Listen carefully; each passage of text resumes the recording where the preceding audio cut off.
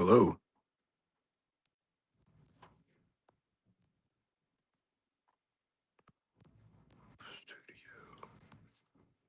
I think you got to enter in.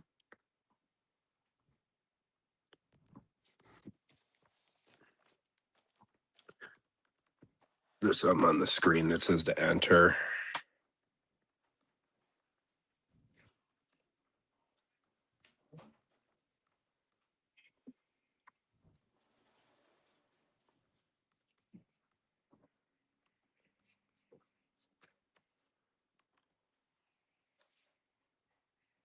Me at all? Are you there? Can you hear me at all? Yes, I can. What's up, dude? Oh, hey. Okay. So I'm good now. Sorry. Okay. Yeah. So I think I had to let you in instead of the other way around. I Okay. haven't used StreamYard in a very long time, so I had to like remember how to do this. I've never used it, so you're you're doing better than me. Yeah, it's not too hard to use, thankfully. I first used it with, I don't remember if it was Eli or from Dark Hymns or the Heavy Metallurgy guys or my buddy Goatman. I don't know. Okay. One of them. But I'm currently going on my computer so I could pull up the live so I could keep an eye on the chats. So just so you know why I'm staring off into the corner. Yeah. Um, can you hear? I have music playing in the background. Let me know if it's too loud. I think you're fine. I thought about putting some on too, but then I was like, well, we might both wind up putting tunes on, which would probably be not very useful. Yeah, I might turn it off here in a minute. I don't know. It might get on my nerves. I'm just listening. I'm just What is it? listening to. I'm listening to Death Angel right now. Um, Oh, Act nice three. one. Act Oh, three. dude. Sweet. Yeah. That's such a Yeah. good record. Yeah, I know. It's probably my favorite Death Angel, honestly. Um, I thought I had it on cassette. I don't see it anywhere. I thought I had it. I see the Oh, Ultra Violence. I've got that on cassette. is that an original copy from back in the day? I don't know. I don't even know. Oh, okay. I got it at a record store, like an old school record store. So it could be. It That's could be. pretty sweet find. Yeah, yeah. I think it might be legit. Um, I'm not. I'm. I'm not. I'm a nerd, but I'm not nerdy enough to know about like. Okay, I own the repress of this album, but I have an original copy of this other album. I don't do that. You know. Honestly, you're not missing out on anything. I don't really like to do that stuff either. Hmm. Sorry, I'm having freaking some serious trouble pulling up the stupid thing right here. So are people watching us? There are two people in here right now. Yeah, so if can you see it on the top of the screen at all I there? thought the two people were us. No, there's two of us watching two people Okay. watching us right now. I Uh, usually just every time I do this, I usually just talk nonsense for a few minutes until a couple yeah, of yeah. people come in. Um, yeah, I'm just trying to pull up the stream comments so we can talk to Okay. people while we're doing it. This is Oh. very much so amateur hour because I am the least useful. I'm the least useful Gen Z kid in human history when it comes to anything computerized. So Let me here put we go. this. Computerized. Oh, whoa. There's me. We're going to an inception here. Here we go. Here. Okay, we're back. We're back in business now. Okay. You're good. I'm just double checking my list. I made my 10 90s records list yesterday. I think I have 11. That's okay. I'll give you the pass this time. Yeah, No, yeah. that's awesome. It was you for me. Did you hear me? Did something stupid just happen? Well, Okay, good. Siri decided it was time to make it known that she's always listening. yeah, So, I have to be wary of saying the A word. The A word is she's playing Death Angel right now behind me. So uh, I could tell her to stop, you know. But then I have the S word to my right here on my phone. I've got, yeah. you know, I call them my two girlfriends, and they're both always off. They're always just creeping around listening to what you're talking about. That's hilarious. All right. Well, I'm struggling getting this crap pulled up, so we're just gonna have to deal with it how it is. So, all right. Hello, everybody. Can you do you want to introduce yourself, buddy? Sure. I'm Dom. I'm on YouTube, the Dom Coccaro, Coccaro. I've got a website, rrincorporated.blogspot.com. I'm in a few different spots, but I had Tony on my YouTube channel. Like I posted it. I guess it's been about a week and a half ago. So now I'm returning the favor. Yeah. It's good to have you. I love doing these. I haven't done one of these in years. So it's cool to have you. And I was really happy to be on your channel. Also, hi Billy Bishop. Sorry, I didn't say hi back. I was focused on the computer. But yeah, I was really excited to be on your channel. I thought that was a lot of fun. It's always good to have actual interactions with people on the internet as opposed to like replying in comment sections, you know what I mean? Yeah, yeah, yeah, But yeah, absolutely. so we're gonna discuss today. So how did you pick your like literal 10 favorite metal albums from the 90s? No, no. Okay, cool. Neither did I. What was your modus operandi while you were trying to figure out what you were going to talk about? Well, I just went with 10 albums that I know I love from the 90s. Okay. And one or two are questionable as far as are they metal or are they something else? Yeah, But I mean, we'll cross that bridge when we get to it. But worry about that. they're not. I didn't actually put them in any real order, though. Sure. Yeah, I kind of had a similar way of doing things. So I haven't mentioned it yet. I plan on doing a like my favorite records of every genre and then a top 50 of all time. Oh wow! Starting next year. Yeah, it's been awful. I've been trying to figure all this crap out. Um, so basically, what I'm doing here is like the stuff that's not making it any of that, but was considered. So that's kind of how I decided too. So it seems like we're on the same brainwave. Like we weren't focused on our absolute favorites, just things that need some attention, maybe. Yeah, and a lot of my stuff isn't really underground so much. I didn't realize that till after I had made the list. A lot of my stuff is stuff that I think most people would consider, I don't know, mainstream or I don't know. Or- We'll see. We'll see. I did throw in like one or two just for some underground cred. Yeah. So I can be cool too, you know. Oh yeah. Yeah. I have the issue of like everything I listen to is apparently black metal and death doom. So that's pretty much most of this list for me. Okay, yeah. That's well I don't know if I have any Death Doom on my list. Um when it's odd when it comes to like melodic Death Doom and just regular old Death Doom, the stuff I tend to listen to was made after the 2000s. Yeah, definitely. I mean, it was kind of a rarer thing back in the day. Hmm. At least it seems like, especially when you think of like the funeral side of it, funeral doom. Yeah, yeah, There yeah, wasn't a ton of it quite yet. yeah. I do like early skepticism. Oh, dude, so good. Yeah. I like Totally. Stormcrow Fleet and what is that? Eclipse? Is that the EP that came out with Stormcrow Fleet? There was Lead and Ether, I think, or something like Lead and Aether. Yes. I almost pulled that today, but I decided not to. So good. Yeah, one of my favorite bands of all time. I guess it would count as a '90s doom band. Mournful Congregation. Oh, dude, they're so good. Yeah, Easily one of the greatest metal bands of all time. The yeah, only issue with them is they didn't put out a full length until 2005, yeah. which is Yeah, pretty lame. yeah. I hope they'll put it. I hope they'll put out a full length in maybe 2026 because they did the two EPs. Their last release was two separate EPs. You know. Yes, yeah, the Book of Kings 1 and 2. No, the Exuvia of Gods.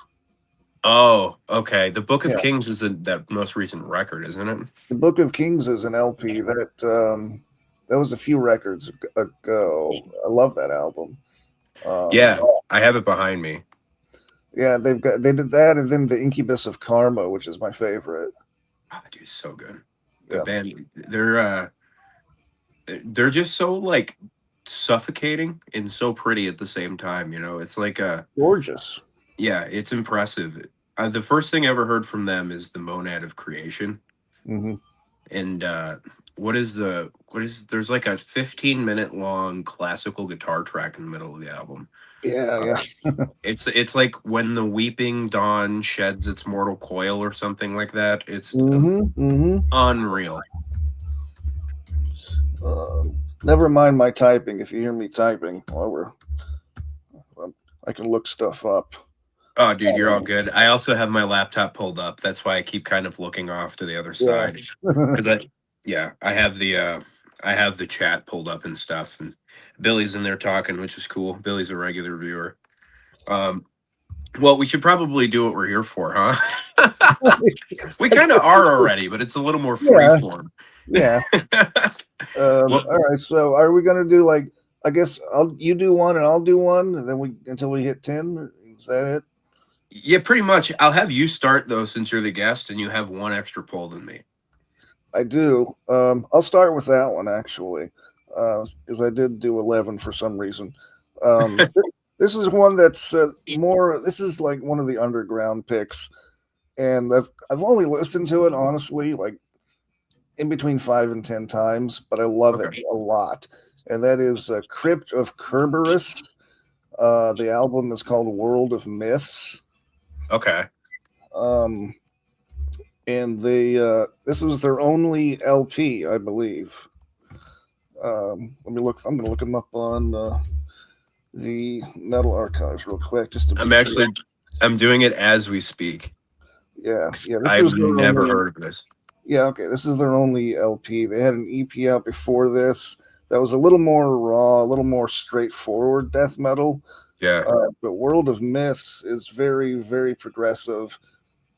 There's even some weird clean vocals at one point, Interesting. but I love it though. It's fantastic. Yeah, this has gone completely under my radar. I mean, 93, Sweden, they have everything I'm looking for in music most of the time. Yeah. So that's my underground pick. Let's see what else. Okay, I guess I could go straight down the list. I'm just going to do that. I'll just go straight down because again, these are not in any real sequential order. So my first one then would be my favorite Fear Factory album. They're a pretty important band for me. Obsolete. Okay. Fear Factory was one of the first bands that I listened to that used a lot of double bass. Sure. My cousin was the one who turned me on to them, and I remember he was playing Obsolete in his car, and he told me, "This is the next CD you're going to buy," and it was. It totally was. And yeah, it's just so awesome. And then the production is huge. And I mean, now at the time, I was a teenager, so I didn't know what trigger drums meant. Yeah. I mean, now I get it. I get why some people may not be into that sound, but it's just, to me, it was just fast and heavy, and again melodic at times. But yeah, that's my first one. I love Obsolete. I'm so terribly unfamiliar with Fear Factory. Oh, really? I don't think I might have heard like a song at one point in the past. What even is it? Okay, Fear Factory is industrial. They started out as industrial death metal. Okay. The first LP, Soul of a New Machine, is straight up industrial death metal. There are Sure. some clean vocals. And then with their second album, Demanufacture, and that's the one that most people would say is their best. Okay. Demanufacture it's more industrial metal. It's a little more groove influence. It's very, very mid 90s. I mean, it came out in 95. Gotcha. Okay. But the half of the vocals are screams and the other half are clean. So, I mean, it's an acquired taste. My Sure. favorite is Obsolete, but that Obsolete was their third one. They did a lot of stuff like they would release an EP after every LP where it was full of remixes. They were one of the first bands that did a lot of remixes to their stuff. Interesting. Yeah, yeah. But you might dig them if you. I don't know how much you're really into like that '90s groove thing happening. Pretty Yeah, much zero. yeah, But like I would definitely be interested in giving it a try just because of like I don't want to dislike anything. You know what I mean? right, right, right. And especially like is the first one the most death metal of their catalog, you would Yeah, probably say? I think absolutely. that- I think that'd be a good place to start because two things I usually avoid is industrial and groove metal. Oh, okay. Yeah. But I don't want to avoid them. You know what I Mhm. mean? So that's I'm gonna have to put those on the player next time I'm like in the mood for exploration because that sounds like something I could maybe get behind. I would almost say start with Demanufacture because it. I mean, Soul of a New Machine is more death metal, but it's not as good in my opinion. It's not. It's not a great record. I mean, I guess some people might claim it's their favorite because they're trying to be Kvelt. But Demanufacture is a classic. I would start there. Okay. It's more accessible anyway. I think you might dig some of that. Yeah, I'm definitely going to have to give that a try sometime. Mm. I've been in a death metal mood, so maybe that's something I should do sooner rather than later. Hmm. Hmm. Um, all right, so I'll go for something that's pretty formative for myself. Um, Twilight of the Gods by Bathory. Okay. I'm a strong proponent that Viking era Bathory is unquestionably the best Bathory. Hmm. Um, and this one in particular, man, there's something about the atmosphere and the production that I think fits so well together. There's this super big, expansive song structures that Corthon was doing at this point, and they kind of started coming on with Bloodfire Death, and then they had two, Hammerheart, and then this one. So this is from '91. It's at the fifth studio record from Bathory. Excuse Hmm. me, sixth studio record from Bathory. Um, the title track is probably in the top five Bathory tracks of all time for me. But there's something about that kind of staticky mid-pace Manowar thing that he's doing with Hmm. the keyboards and the million layers of male vocals are just so good. Are you a big fan of Bathory at all? That's funny because I had a little email conversation with someone about it. I'm totally not into Bathory at all. And part of it is because I don't like Viking stuff. Okay. There was the person you mentioned, someone named Goatman. I'm wondering if it's the same Goatman. Yeah, it probably is. He's an Ohio boy. Tons of bands he's in. Yeah, that could be. The Yeah. So anyway, I've never really explored much Bathory. The stuff I've heard is just not my bag. That's all I can really say about it. Really? Yeah, yeah. I respect that. I'm a firm believer if you've tried it and you didn't like it, I respect your opinion 150%.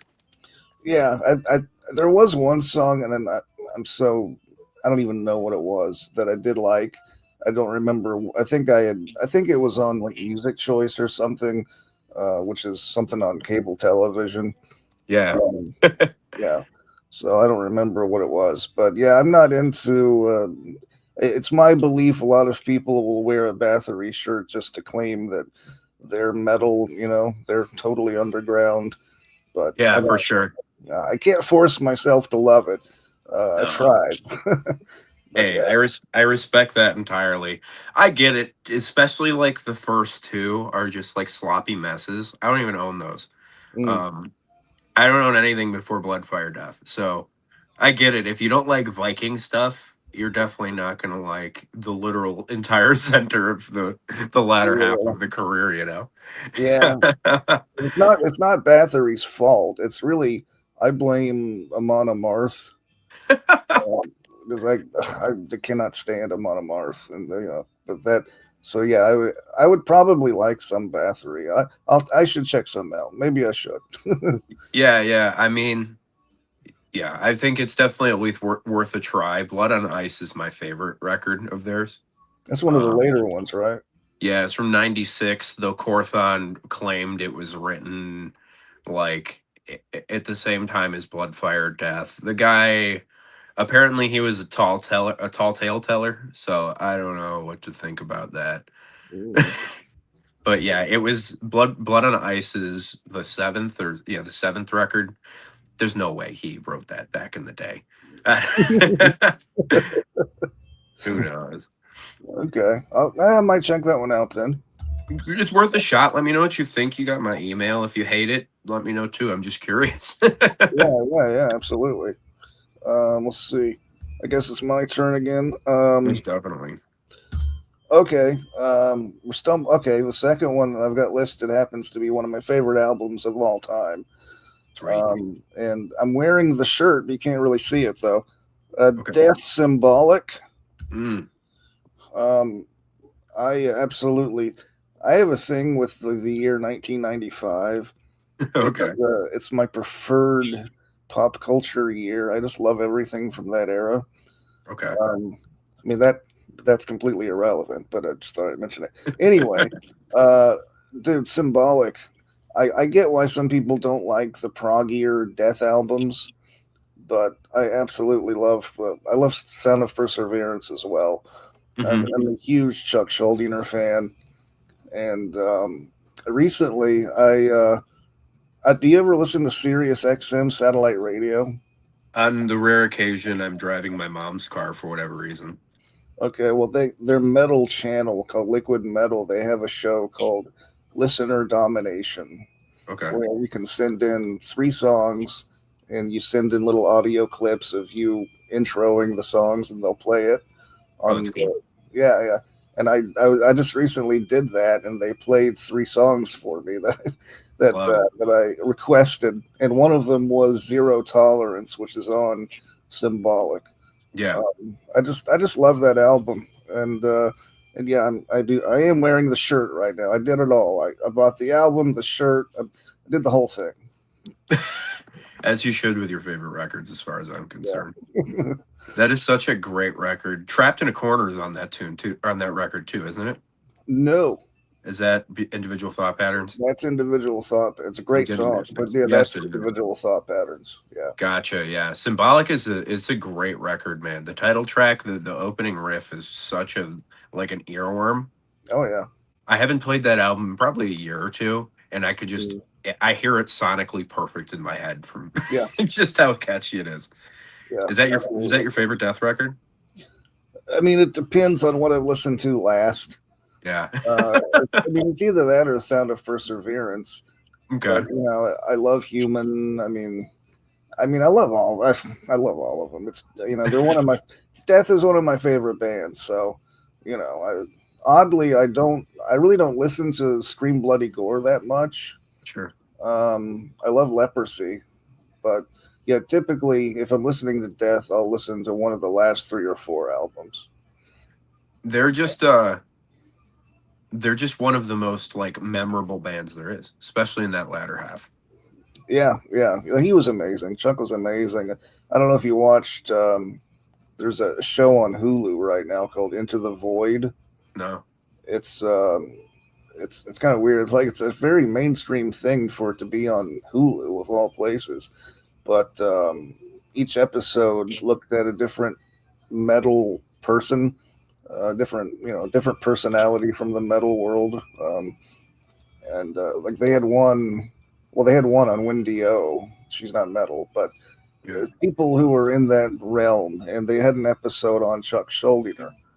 Okay. And, man, it's a gut punch when it just sucks that he had to leave us so soon. Yeah, it's a real tragedy. What it was like a brain tumor or brain cancer or something like Yeah, that. yeah. It was a brain tumor. He died when he was 34.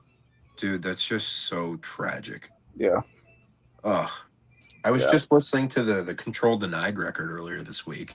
Oh, I love that album. It's so cool. I just finally found a copy of it. I never really listened to it before. I was really impressed. Yeah, I love that album, and I love that vocalist too, Tim Amar. Yeah, I never heard of him before that. Yeah, me neither. When I first got into that album, I was almost more impressed by the vocals than I was anything else. It was just, it's a great record. I later on I was able to interview Tim Amar. That's been a while now, but yeah, he was a really cool dude. He passed away like last year. Oh wow, yeah. I wonder. He was probably pretty young too.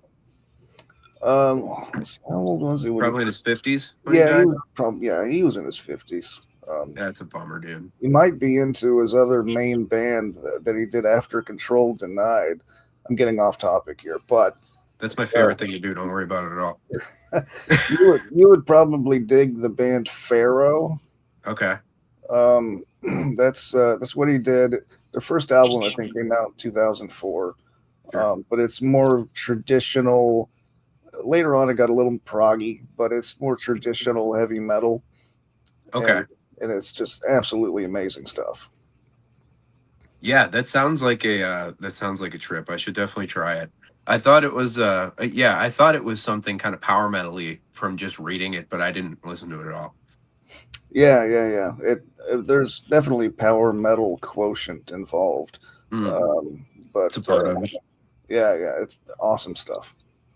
Got it. I'm gonna check that out for sure one of these days when I'm in the power metal, trad metal mood. Mhm. So I guess it'd be my turn. Since you were so excited about the year 1995, I'll pull out one from that year. Okay. This is Funeral with Tragedies. Okay. So good. This got a repress 2 years ago, 2023. I got into this from Brain Smashers Doomtober series. If you've ever watched any of Oh, those really? videos, Okay. Yeah. yeah, this is just this was something he recommended and was talking about a lot. This is such a great like early years of Funeral Doom record. Hmm. Um, it has that Beauty and the Beast vocals, as us metal nerds like to call it. This really nice, pretty kind of operatic female vocals, but the male vocals, the harsh vocals on this, are just vile. I don't know. Have you Hmm. spent much time with this album at all? I've heard it a few times. Sure. I really love their third album, called From These Wounds. Yeah, I've listened to that one a ton. Um, because I know that I think the first record, I guess it's a kind of different as far as the vocals go. I think there's more death growls on the first album. yes. Yeah, and I like it. It's really good. But the third, check out the third if you have. I don't know if you're familiar with the rest of their discography. I'm trying to. I have one other one of their albums, and I don't remember which one it is. Now I need to know. But this album in particular, man, there's just something about how heavy it really is. And like the reality of this band's lyrics is terrible. I know that like I have From These Wounds. Yeah, it's the third record. I have that one. Okay, yeah. Yeah, I was listening to that with my wife in the car and she was like, "This does not sound like something you would listen to." Which is which is weird because I feel like it's not that out of my wheelhouse comparatively speaking. I'm looking around here. I'm just. Let's see. Oh, that's strange. Okay, I'm just. I'm clicking around on their funerals metal archives page. I guess they're not the last album, but the one before the last album, um, which I can't pronounce. The yeah, I can't pronounce that, but the The most vocals. recent one, Yeah, it was the one before the most recent one. Praesentalius and Aeternum. Yeah, I love that album, and I'm looking around. Apparently, the singer on that album passed away this year. Good Oh, Lord. really? Yeah, I had no idea. Oh no, and he died from cancer. That's awful. Okay, yeah, he's in the band In Vain. They're pretty good too. I like them. Okay, I have not heard In Vain at all. Yeah, they're pretty good. They're one of those. They kind of do like 5 different subgenre bands. Yeah, they keep busy. They do a bunch of Yeah. different stuff. I remember when that Funeral album came out. It was it kind of made some waves here on the YouTube thing. Oh, which one? The Preza blah blah blah. That one. Yes, that one, the Latin title. Mm-hmm. Yeah, that's Yeah, really good. Yeah, I remember when that was coming out. Like I think Dark Paths was talking about it. I was like a nerdy metal YouTuber watcher for a while. I don't really have time for it these days, sadly. But Dark Path. I watched it. He hasn't been on in what, like 2 years now, right? yeah, I think he's retired for the time being, as far as I know. Hmm. But Yeah. I don't know him personally or anything, so I don't know. But Hmm. yeah, Funeral '95, great kind of proto Funeral Doom, Death Doom, amazing stuff, man. Cool. All right. Let's see here. Moving on. All right, I've got Suffocation, Pierced from Within, which is my favorite Suffocation album. Um, and I don't think it was my first Suffocation album. I think my first was Souls to Deny. But yeah, I love Pierced from Within. I don't have much to say about it. It's just an awesome death metal album, and it's just crazy heavy. Yeah, I mean, I feel like that's the classic Suffocation record. That or Effigies, Hmm. those Yeah, two. yeah. Did you ever see Suffo? No. Gotcha. Mm-mm. They're a trip live, even without Frank. I haven't even listened to their latest album because I don't know. It's just weird to me without Frank. I don't know. It just sounds. I don't know. Yeah, I haven't heard it at all. Hmm. When did they drop that? I think that was like, if not, it was probably 2024.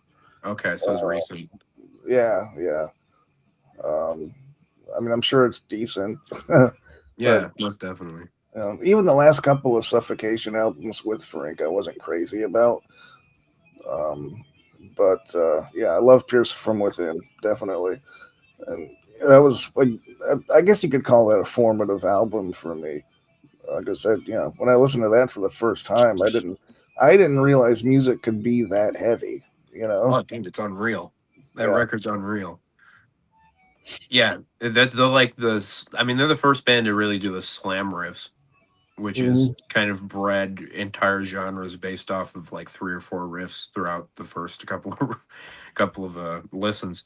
It's Yeah. just it's so good. It's a must know death metal record, I think, Hmm. for Absolutely. sure. So, all right. I didn't put them in an order because I'm a buffoon.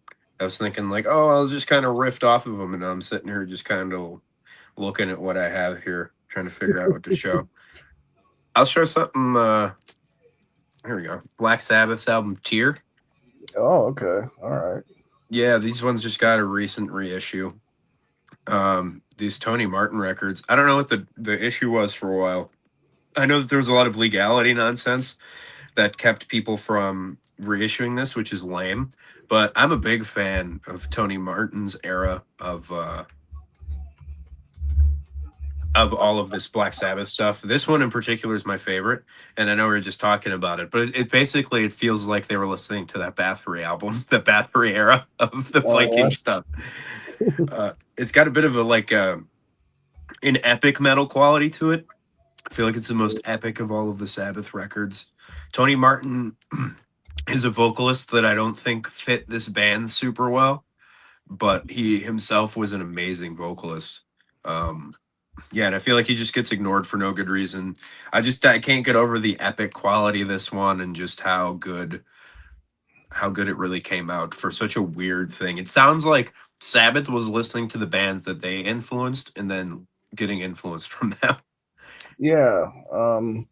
I'm not super familiar with that particular album. Mhm. I do like Cross Purposes. Mm. Um, I would say that's probably the one I'm most familiar with Tony singing. Yeah.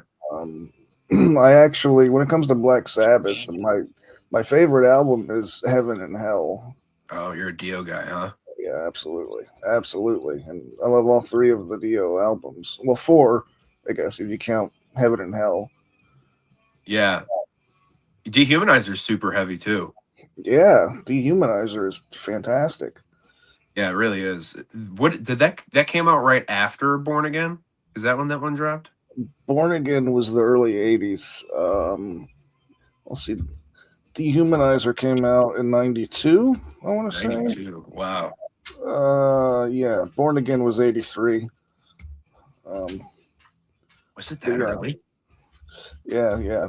Born Again was '83 because that Interesting. came right after Dio left. Okay.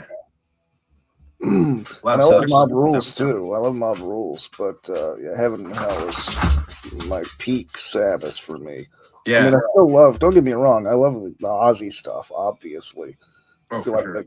I feel like that goes without saying, though. I haven't spent much time with mob rules really. I don't really know why either. I've always just been like an Ozzy Sabbath guy for the most part. Mhm. Um, but I've tried to dwell further into their catalog, and for whatever reason, I keep skipping over mob rules. It's got some really good stuff on it. I just love Dio's vocals in general, Oh yeah. from the solo stuff to Sabbath and all that good stuff. It's all good. What's your favorite thing Dio ever sang on? Well, I mean, probably Heaven and Hell. Yeah. Maybe Rainbow. Um, what's the name of the? Rising. Yes, Yeah. yeah, maybe that. Because yeah, that's like the most metal thing ever that came out in the '70s. 100%. Yeah, that's my favorite thing Dio ever sang on as Yeah. well. Well, that is my favorite thing Dio sang on, I should say. Hmm. Oh, dude. Yeah, it's such a good mixture of like the big nerdy deep purple keyboard style with I don't even know what they were getting on where they were coming up with these giant songs like that. I mean, Yeah, I guess you could probably say that there's stuff that sounds like that on the Up Through Burn Deep Purple, but I don't know. It take it to the next level of like the mystical epic quality when Dio came yeah. in. Natural. It's almost like if Jethro Tull were an actual metal band. You know, because Yeah. it has that kind of weird quality to it that Jethro Tull had. Yes, I know exactly what you mean. Jethro Tull had this weird, like medieval prancing through the forest kind of wood nymph Oh thing yeah, going oh yeah. Hmm. That's a banger, dude. I love Jethro Tull. I grew up on that band with my parents, with specifically my mom. Yeah, my dad was a big Jethro Tull fan, so uh, It's so good. that's how I started listening to Black Sabbath was through him. Oh, Um, your dad got you into Sabbath? Pretty much, yeah. I mean, not it wasn't forceful. He didn't force me to listen to Sabbath, but that's one of the things that he owned that I did like a lot growing up. Um, let's see. Is it my turn now? Yeah, I think so. Okay, so I did the cryptic curvers we talked about. Okay, here's one that I'm not sure. I'm not sure how metal this is really, but a lot of metalheads dig it, and that is "Angel Dust" by Faith No More. Okay. Yeah, I'm a huge Faith No More fan, a big Mike Patton fan. I had a Mike Patton phase in like high school where I wanted to be Mike Patton. Okay. Um, yeah, I love. I don't even know if I have a favorite Faith No More album. I love all of them, but yeah, Angel Dust is excellent and incredibly influential. Angel Dust. I'm trying to think of that album cover. It's got the stork. The Stork? Yeah, it's just a stork on the front. Interesting. Yeah, They're always on some weird stuff, man. yeah, That's a yeah, band I've never like actually been a fan of, but I've always appreciated their shtick, their kind of craziness that they got going on. I've never seen this album cover before. yeah. It's I don't even know how to describe Angel Dust if I had to put it in a subgenre. I don't even know. I mean, I guess nowadays it would be called alternative metal. Yeah. But you'll just have to hear it because it sounds like Angel Dust. That's what it sounds like. Okay. Yeah. There's no real bands that sound like Faith No More besides Mr. Yeah, Bong, that's mostly because pretty much. Pretty much, yeah. interesting. Yeah, that's another band. You got me on a bunch of things that I haven't really spent a lot of time with, except for Suffo and Death. Yeah. I love it. Um, okay, so I guess it'll be my turn. What did I just show? A Sabbath record. Um, I'll show this one. Alexa, stop. She was getting out of hand over there. All right, Just go ahead. getting a little excited. Was that still a Death Angel record? I don't know. It was. I think it was playing Death Angel. She plays something else after the album. She'll play other stuff. She'll just keep playing stuff. Yeah. I don't know what she was playing, but it was getting on my nerves. Hmm. Yeah, yeah. It's I hate when it starts throwing random crap you don't want to hear on after the record you're listening Oh, to. yeah, that happens almost every time. Yeah. Yeah. It's annoying. All right, so I'm gonna go to Finland for this one. Shout out to Gomarok here. He's from Finland. He's been talking in the chat. I've been chatting a bit with him when I have a Where second. can you see the chat? I don't even see the chat. So I have it. I'm using my phone to do the stream, and I pulled up my laptop in order to look at the chat. That's why I keep doing this or whatever. Yeah. Yeah. And you just have to like pull up the top chat thing that it says. I mean, that's okay. That says private chat. I think that's just me and you, though. I think so. Yeah. Then there's the live chat as well. Huh. Yeah, I don't see that anywhere. Are you Wow. on your phone or are you on a Oh, laptop? I'm just on my laptop. Gotcha. Yeah, I don't know. I can never get StreamYard to work on my laptop. That's why I just used my phone. Oh, wait a minute. Okay, I clicked comments, and now I'm seeing some comments. Okay, Yes. maybe if I click join the chat, maybe. Let's see. Connect your YouTube account to join the live chat. Okay, I'll do that then. Wow. Well, I'll Yeah, start go yakking while ahead. you're Go working. ahead. Don't mind me. So I chose Fall of the Leafs album Evanescent Ever Fading. Ooh, Um, okay. this is something that was kind of in my uh, peripheral vision while I was making my favorite death metal albums list that I've been compiling. But it just barely got missed out. I couldn't justify taking some of the other stuff that was on there out to put this in. But for anybody who's not familiar with this record, it's like a mid-paced melodic death metal album that is viciously folky. All the Mhm. melodies sound like Northern European folk music, and the lead guitar player needs, I don't know what this guy's on, but there is no point where he's not playing some kind of either lead solo or some kind of crazy melody. It's super impressive. The musicianship in this band is incredible. I know that they went on to like change their style a bit. I have not bothered to listen to anything besides this. Mhm. This was also a 2023 repress of this record, which was long overdue. Um, just really, really great record. Yeah, I've gotten really into this kind of melodic death metal thing over the past couple of years. Um, yeah, it was never something that I was super into until I started getting into like the atmospheric side of it. Um, yeah, the stuff that kind of treads into the black metal territory, I guess you could say, maybe like Mhm. Insomnium, things like that. That kind of Mhm. got me into it. But this album, I think, is crucial for all of those '90s melodic death metal heads. I know about that album. I've listened to it. I listened to it a couple times Mhm. because of a YouTuber actually. What was his name? Was it Joe? He's left YouTube. Joe's Metal Man Cave, something like that. Yeah, Joe's the man. He lives like 40 minutes from me. Oh, okay, cool, Yeah, we've gone. He and myself and my wife went out and got tacos. Went record shopping a year or two ago. cool. Yeah, yeah. I wish he would come back to YouTube, but yeah, he mentioned that album. Did he? Yeah, and so yeah, I checked it out, and I need to listen to it again though. I liked it. Yeah, it's definitely worth your time. Yeah, he was a wealth of some really cool stuff. Actually, one of the albums I'm going to show later on, he put me onto. So it's funny we mentioned Joe. I got to text him, see what he's up to these days. Cool. All right. Let's see what's next. Okay. Well, this one I think our tastes might overlap a bit. Solitude Eternus, Through the Darkest Hour. Okay. which was their third album. And I like the first two, but if I'm going to listen to Solitude Eternus, it's probably for me. It starts with Through the Darkest Hour. I absolutely love that album. Really? Oh yeah, I can yeah. honestly say I've never heard that album. Really? Not once. Oh wow. Okay. Have you listened to any Solitude Eternus? Yes, I have the first two.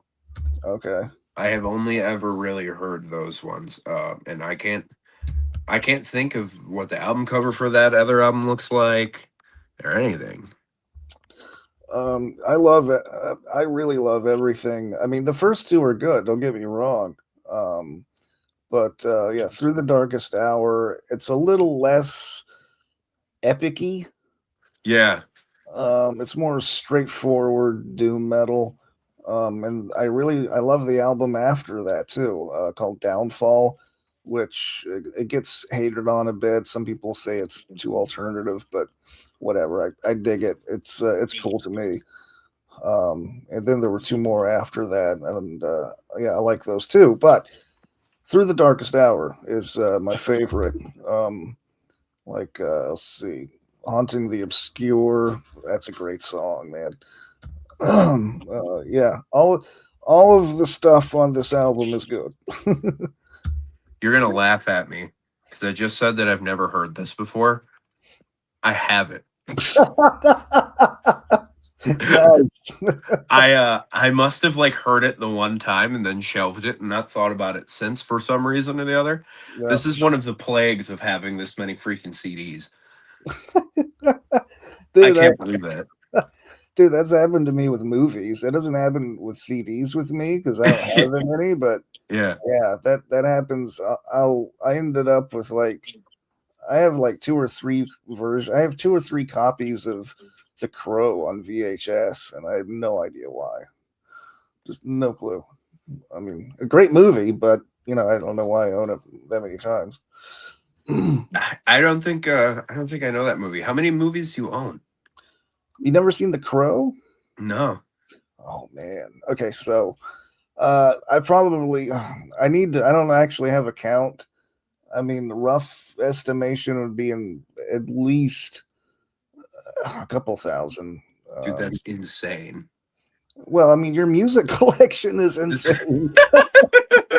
Not insane in a bad way, as in like that's devotion more of what I mean. Yeah, yeah. Well, I mean, you have a similar thing happening to what I have. It's just a different medium. This is true. Yeah, a lot of it is around me in my room. A lot of it's in the closet. But yeah, I collect horror films. Okay. Yeah, that's what I do. Gotcha. I have like probably like 70 DVDs. Mhm. When I was younger, I had this thing where I was collecting horror VHS tapes, Oh yeah. which was kind of cool, but also at the same time, I don't have anything to play them on. So Uh, it was kind of just taking up a lot of space for no good reason. yeah. Yeah. I use my VCR quite a bit. I gotta get one. I gotta go to like Goodwill or something and pick one of those up. Well, you're young enough to where it makes sense that you don't have a VCR because you're 27, right? Yeah.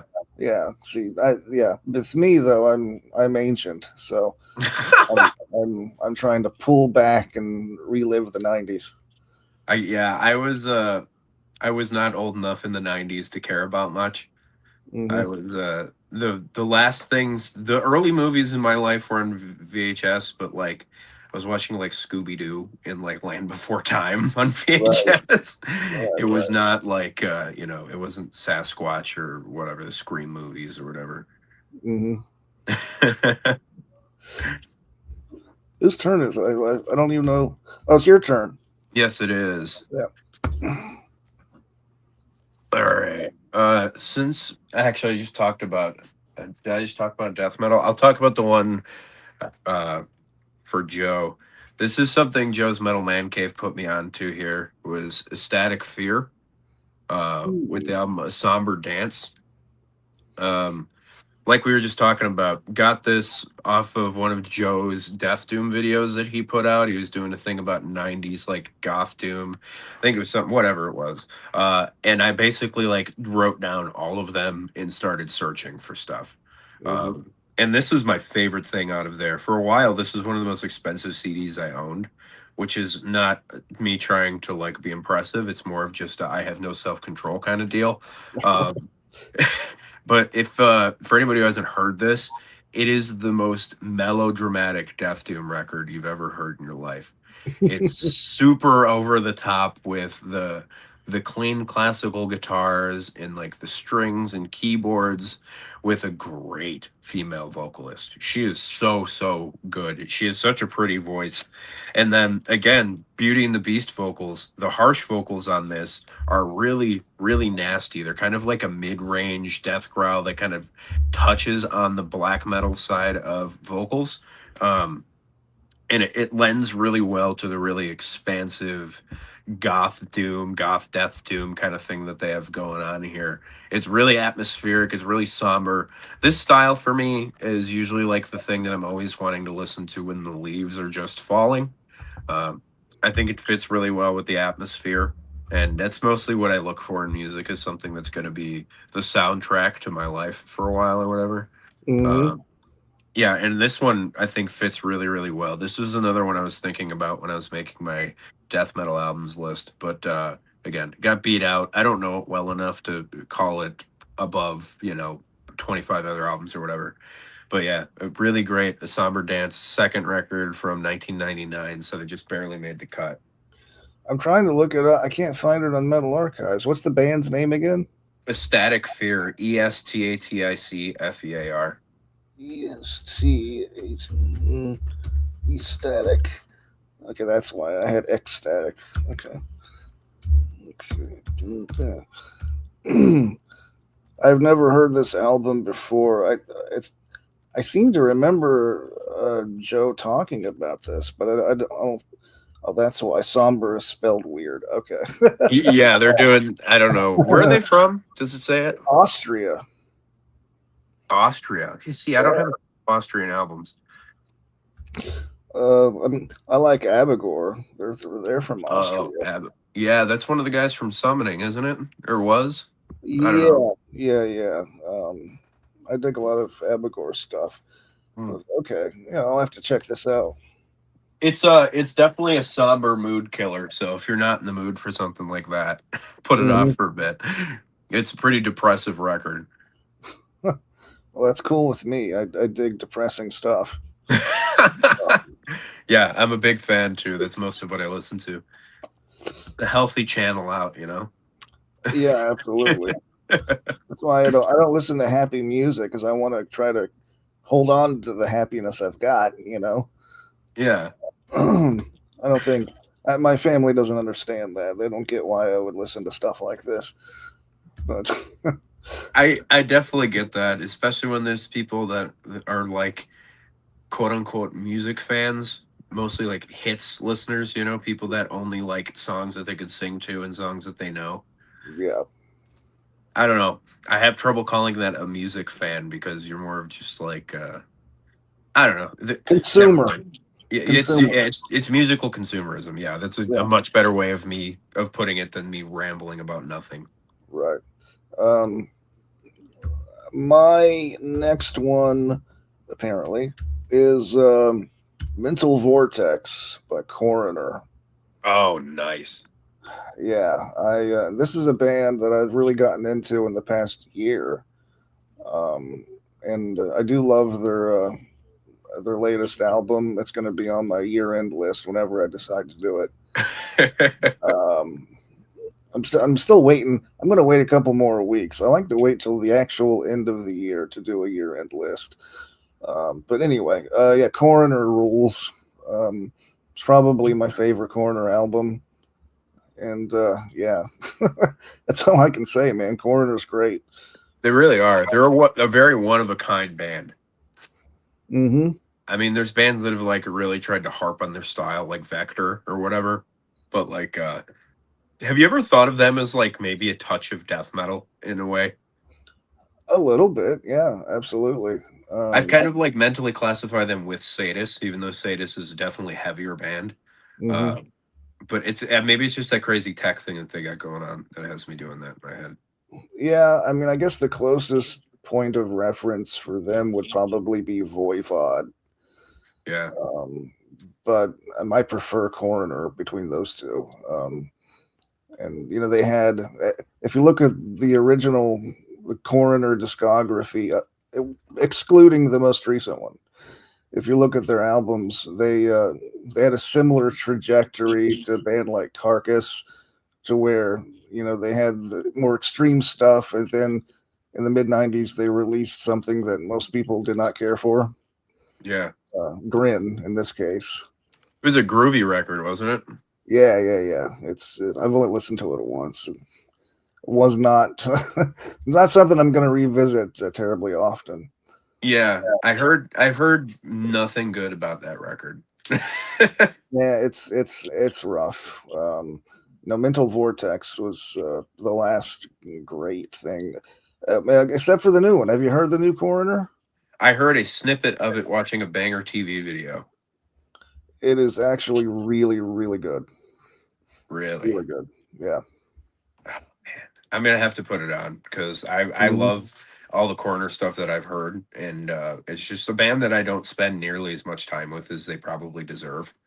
hmm Yeah, I've been so bad about new records this year, man. I have listened to one full new release this year, and it was I think our mutual friend Goatman's project Elk Blood. Oh, okay. It was really really great. Elk Blood is such a great band. I actually ordered some of that stuff from him a couple days ago. Uh, yeah, that's like the only full thing I've listened to. Other than that, it's been like Drook, the new Hooded Menace. I've heard a little bit of. Yeah, I'm bad. I'm really bad. Well, no. Well, it can get overwhelming trying to keep up, you know, just touch base with everything that's coming out. I mean, I do like a lot of new stuff. Um, like I didn't care for the new Trutka actually. I'm not really. I like. Have you heard of the band Windswept? Windswept is Drudka basically. It's the same Really? people. Yeah, they released an album this past year that I do like a little more than Shadow Play. Okay. hmm I'm gonna have to Yeah, check that out because is it so? It's like literally everybody that's in Drook. yeah. I mean, basically, I think so. As long Um, as Roman's there, that's pretty much all we need to make sure it's good. So, yeah, yeah. It's the dude because he also does Hate Forest. does he still do Hate Forest? I don't even know. I don't know if that band's still around, but yeah, I get what you mean. Yeah, but the hell was I even talking about? I lost where I was. Windswept. Well, Windswept. Windswept is really cool. You should check them out definitely. Yeah, Um, that sounds like right up my alley. hmm Have you heard Roman's project Dark Ages? I have not. Are you into ambient or dungeon synth at all? Not really, man.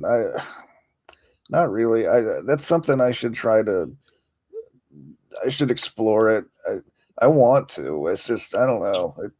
I my only the only stuff I've really been exposed to is like the early Mortise Yeah. stuff, and that put me off of it. You know, it was just way too.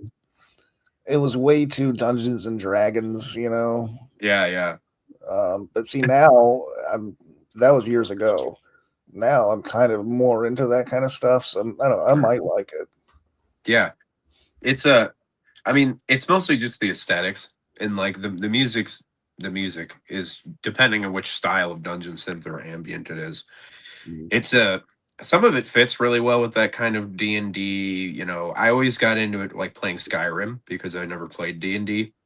Mhm. Um but you know, it's vaguely it's like digital D&D. But yeah, it's an acquired taste and it can be mind-numbingly boring if you are not in the mood for it. Right. So I definitely get that if you're yeah, but it can be worth your time.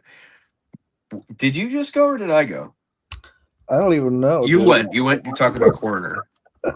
Oh yeah, your turn. It's your turn. I love going on tangents. So that's one of my favorite Yeah. things about going live is it's just riffing off of each other. Yeah.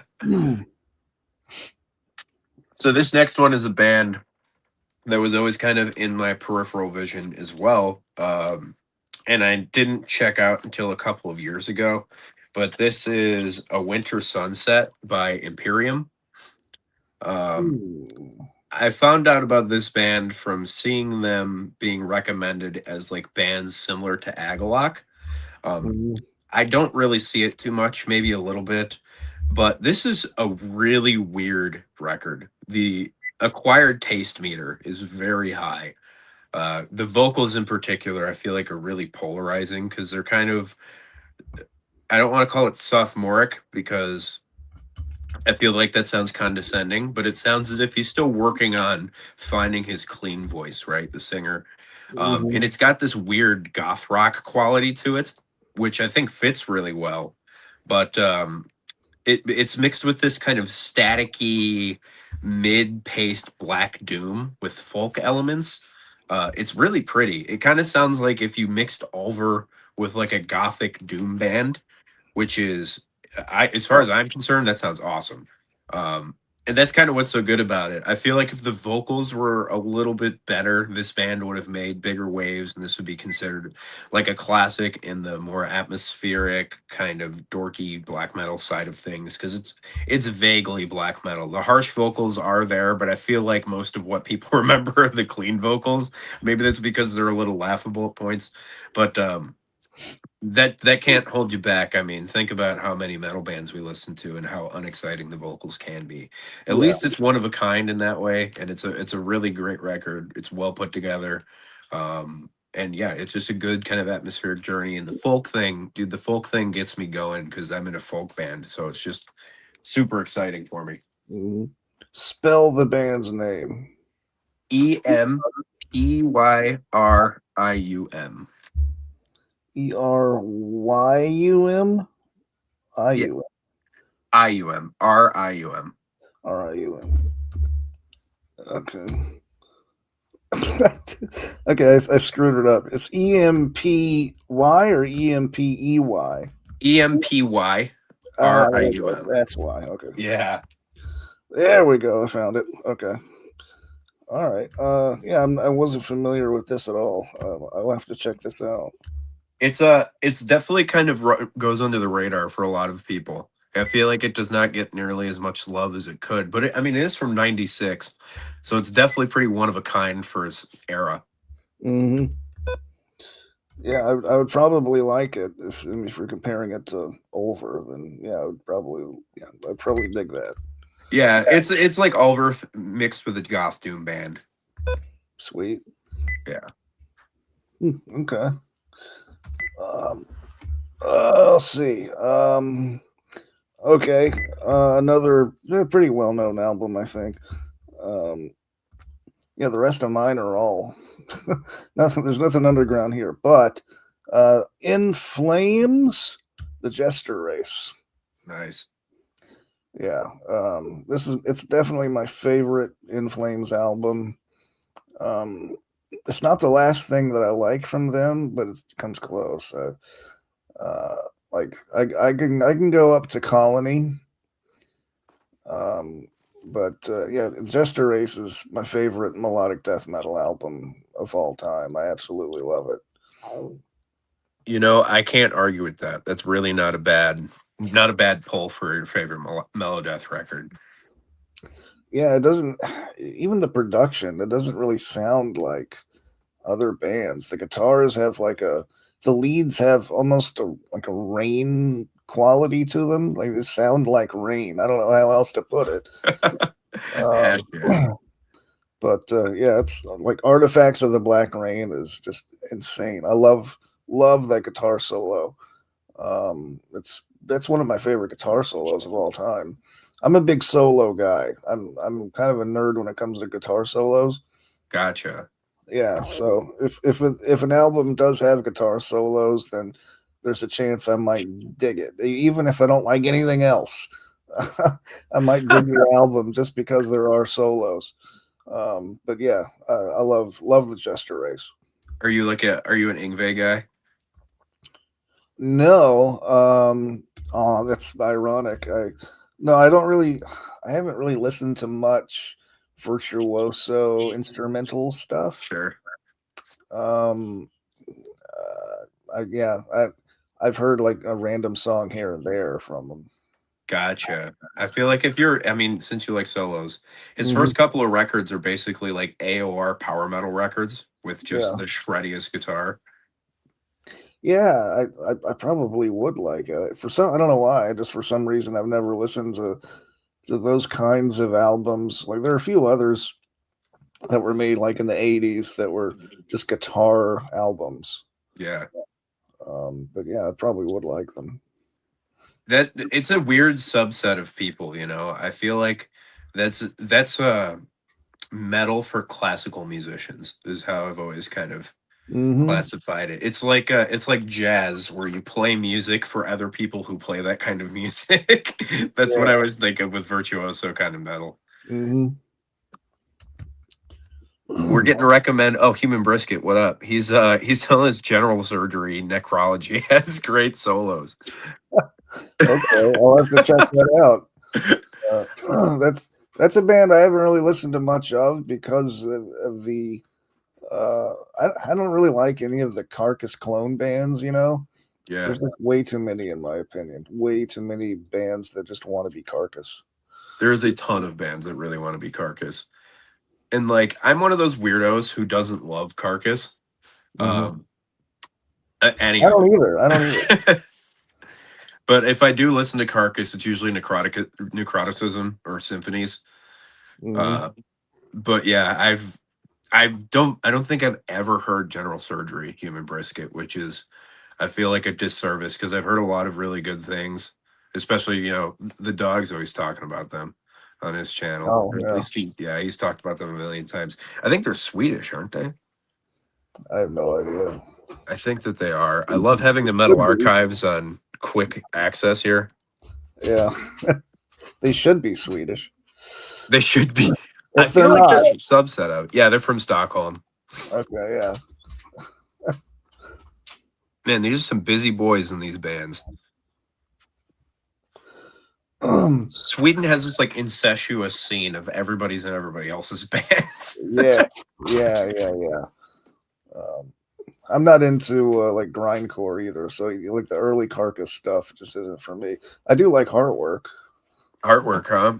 I feel Yeah, like there's the two different scenes for fans Mhm. of Carcass. Artwork Yeah. seems to be one that people really like. What's your take on Swan Song or Swan Songs? Eh, I don't hate it, Hmm. but I don't revisit it that often. I mean, I don't think it's terrible. Okay, I don't know it well enough to have a firm opinion on it, to be honest with you. Hmm. It's Yeah. not. I mean, it's not as good as Heartwork. But yeah, I don't hate it. I can see why people hate it though. It's definitely their Black album. It's a crazy thought that Carcass would have an equivalent of the Black Album. Yeah, I know. I know. Even the Black album now seems pretty metal. In retrospect, more people have come around to it. I think. The Black Album? Yeah. Yeah, I mean, if you skip the hits, even then, even like Wherever I May Roam, I think is a great tune. Hmm. But like Of Wolf and Man is Yeah. easily my favorite track on that record. Yeah. There's a lot of really good stuff on it. The Struggle Within. Yeah. That's a Struggle great Within. song. Yeah, and My Friend of Misery. I love that song. That's one of my favorite Metallica songs. Interesting. Yeah. Yeah, I was one of those guys who would like cut off at Master. That was the last one I'd ever listened to for a while. Yeah. But I was listening to Injustice the other day for the first time in years, dude. Like, you know, this is one of those bands that's like it's like breathing air. You're so used to it, it's nothing at this point, you know what I mean? Yeah. Yeah. But it was a bit of a nostalgia trip. I I, I was about to go into a Metallica thing. I don't know whose turn it is. I don't know what we're doing. You feel free to go off in whatever tangent you want. It Okay, does I was not just bother me gonna say whatsoever. Yeah, my favorite Metallica is Justice because I got into that when I was a kid. Yeah, That was one of the first metal things. One was one of the first metal things I was ever exposed to, and so I love that. Master, I've heard there's songs on Master of Puppets that I don't know. Through different sources, I've heard those songs so many times. It's just, even the title track. I don't need to hear Master of Puppets ever again, man. I get that completely. Yeah, that's something I can't really argue with. You've heard that like that and like Welcome Home Sanitarium Yeah, yeah. are just so overplayed. I love Ride the Lightning. Oh, dude. That's almost my favorite. It's tied. It's almost tied. I love Ride the Lightning so much. Kill 'Em All. I like. I don't love. Um, I mean, I'm getting off in the weeds here, but yeah. No, I'm willing to walk off trail at all times, so it does not bother me at all. Yeah, I feel a strong pull towards Kill 'Em All because I grew up with that, right? My brothers were born in the 70s. Mm-hmm. So like I'm way late. My next of brother is 19 years older than me. Um so I was like a zoomer raised by boomers. So I have a lot of the taste of this era, right? So I like vividly remember listening to Seek and Destroy at like 3 years old with my brother and his Corvette. Like it's Yeah. one of my earliest memories is listening to Metallica. It's kind of wild that way. That and like he always liked Slayer and Motorhead. So that's like some of the earliest stuff I ever heard, like preschool and kindergarten. Mm-hmm. Yeah, but oh yeah, dude, Human Briskets talking about all those freaking bangers in the Metallica catalog. Trapped Under Trapped Ice, Under Ice. Yeah, man. I love dude. Trapped Under Ice. That Jump in the Fire is one of the best tunes on Kill 'Em All. It's like one of the tunes that I'm always wanting to listen to off of Ride the Lightning is Escape. And I know that's such a weird take. Yeah, that's an awesome. It's almost maideny. Yeah, it is. It's just it fits so well on the album. I don't know. I heard don't like a ton of people hate that. I think so. I don't know why. I mean, it's totally fine to me. I dig it.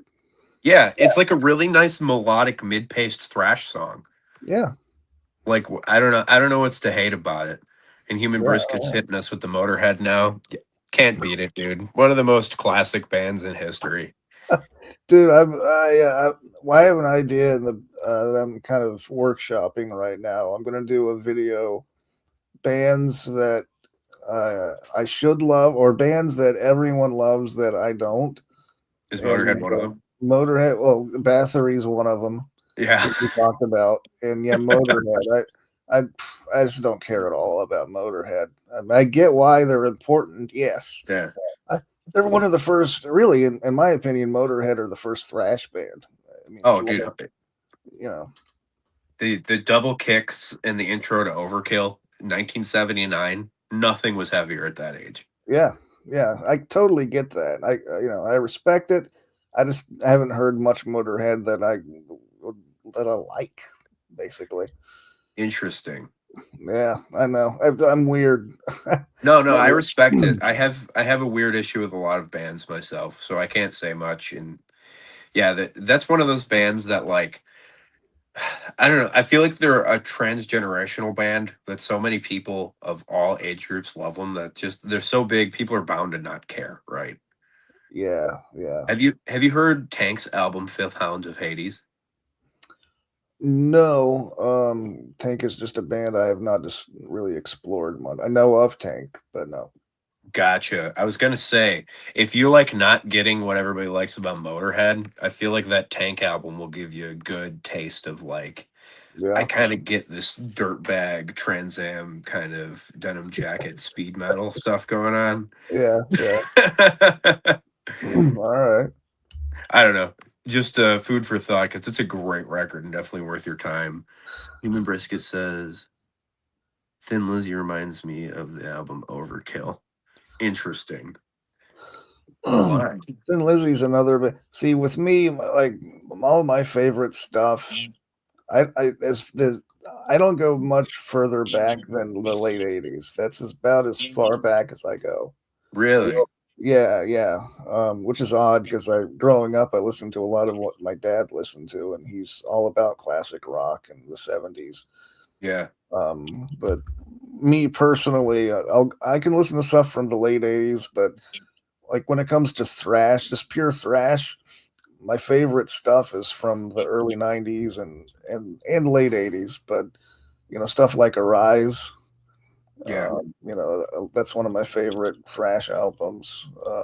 Me too, dude. Yeah. That's a top shelf record, dude. That Sepultura record is a must own. Hmm. The first Absolutely. Sepultura I ever heard was those Arise and then the debut, which couldn't be more different. Oh wow. Yeah. But Yeah. like I was really into war metal when I heard that first record, so Oh. yeah, I used to Okay. really like that kind of stuff. Um, but I get that. It's crazy. So like you don't go back into this you don't go too back into like the new wave of British heavy metal much at all? No, I do like a lot of Iron Maiden stuff. Sure. Um, but there's like a swath, if that's the right word to use, of bands that I just haven't gotten into, and I mean I owned some of it. I mean I just gave away. I did a contest on my channel Yeah. recently, and I gave away my cassette of Grim Reaper. Okay. I had Fear No Evil, which I do like. I love that album. Yeah. But in general, I don't listen to a lot of that stuff. I mean, I like Angel Witch. Oh, you're an angel witch. You're Yeah, an angel witch. yeah, Yeah. yeah, yeah. I can dig that. Yeah. That's I get it.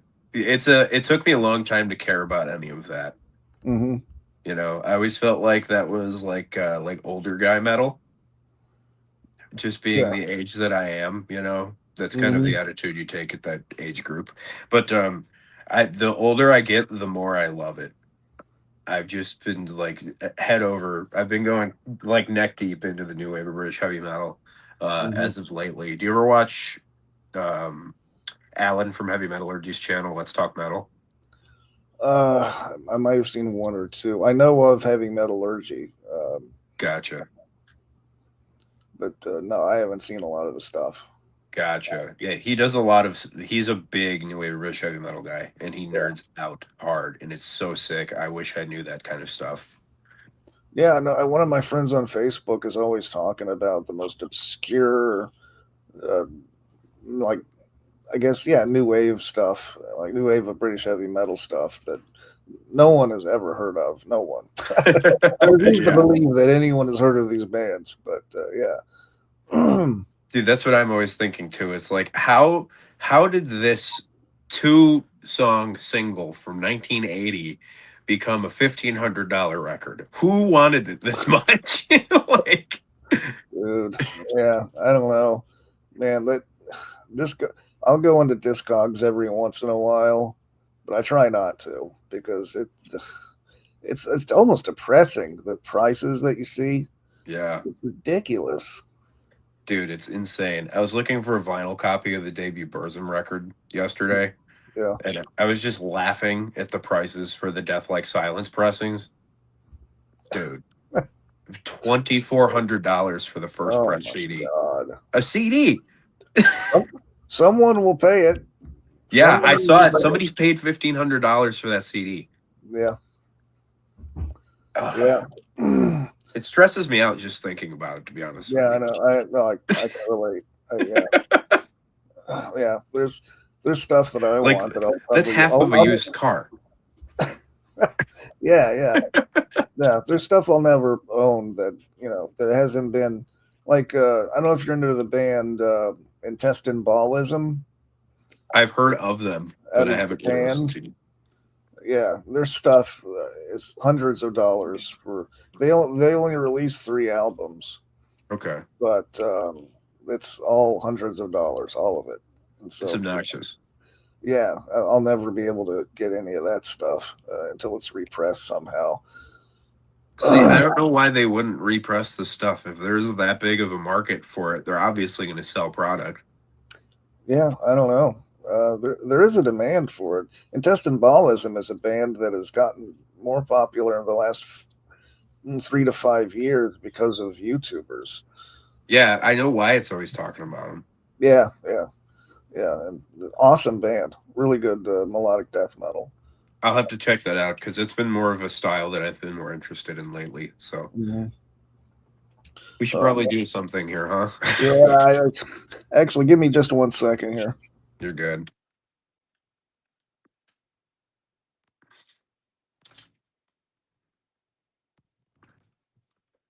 Who's in the chat? Anybody?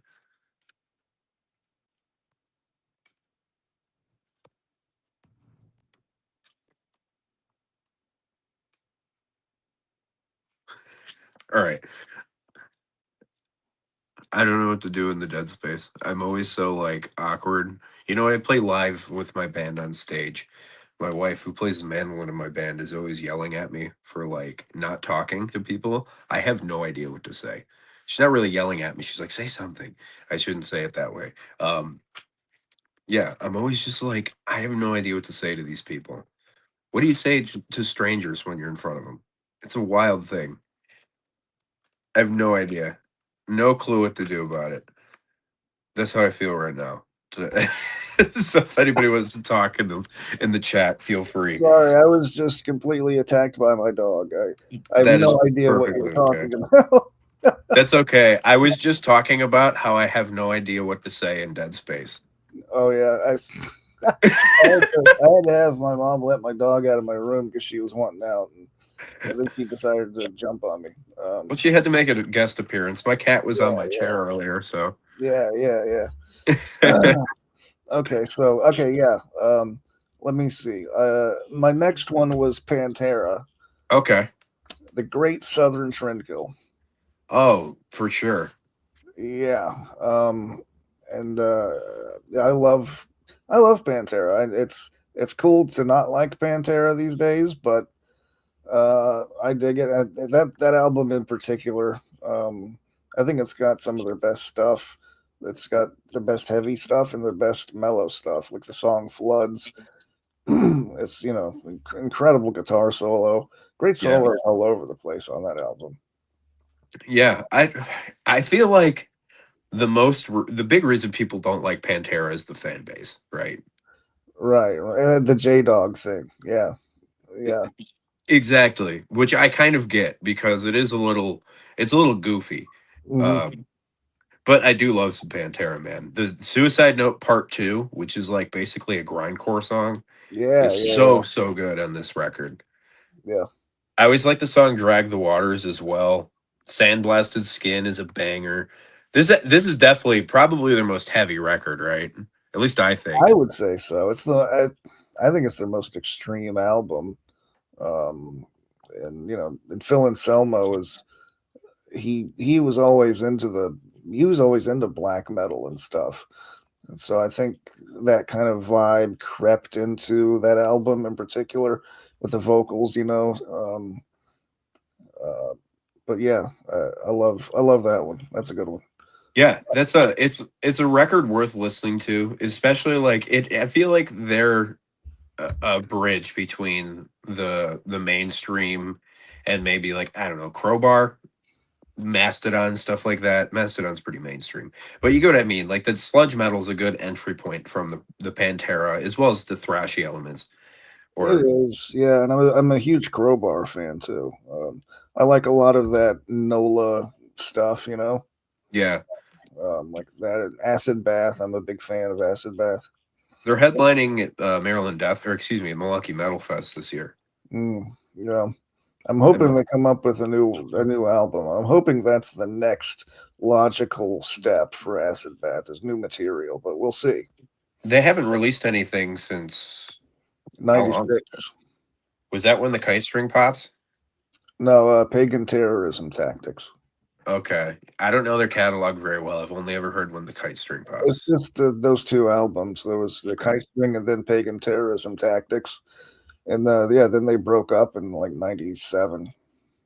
Okay, so they're just riding on the fame from their previous era.